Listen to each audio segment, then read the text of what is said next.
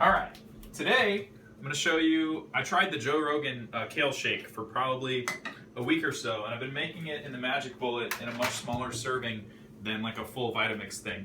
So I've kind of condensed down what we've got going on here, and I made a couple modifications, the biggest one being a banana, so that you can use it in the Magic Bullet. The Magic Bullet only has little blades like this, but it's a much cheaper way to get started. I already had this, so rather than spending $400 on the Vitamix that I wanted just to try the shake for a couple weeks, just use the Magic Bullet. It's like probably 30 or 40 bucks. I don't even remember. But I'm gonna modify Joe's Kale Shake just a little bit.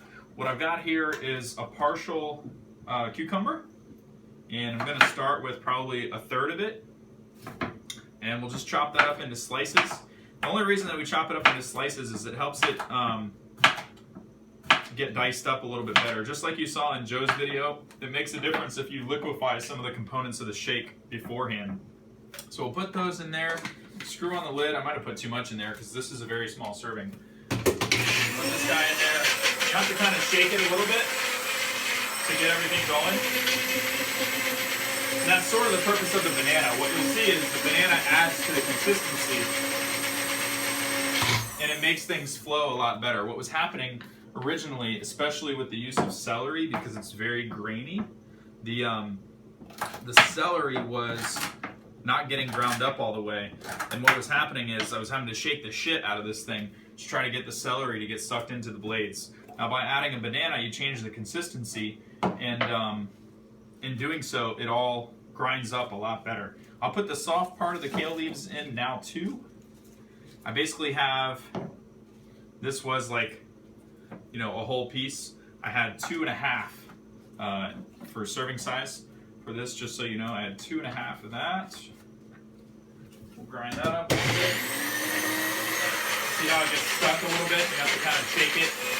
Not ideal, but just to try the shake for a week or so as a breakfast, not that big of a deal. It'll still work. We're gonna put the banana in now so that it, this one's not totally ripe, is it? But it'll work. We're gonna put the banana in so that it will grind everything up a lot better. And then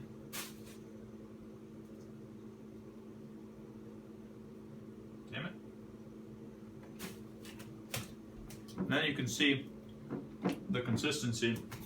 I'm also gonna put, I've been doing another little test at the same time.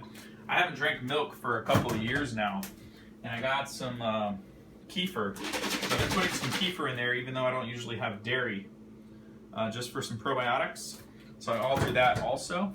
And then a tiny bit of distilled water. I got a water distiller back there. A little bit of distilled water because I don't like it as thick as Joe likes it with the, you know, I don't want to eat it with a spoon, so to say.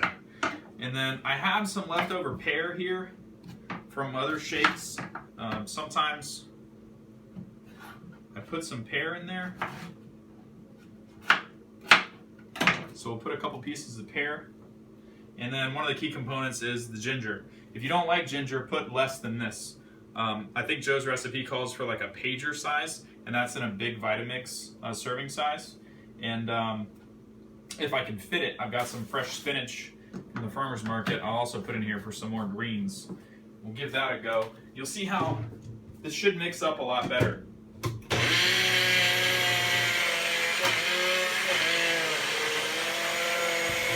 how it kind of makes everything circulate a lot better with the banana? That's the reason I put the banana in there.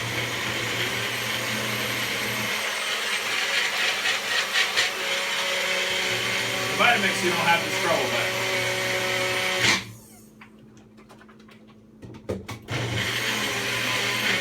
there we go. See how everything is circulating? That's what we want. And it'll be good to go from there. I really would like to get a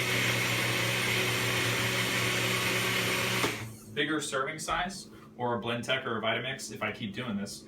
But as you can see, I have juicers. There's another juicer in there. There's all kinds of stuff that I don't use, so I really don't want to go out and buy more appliances.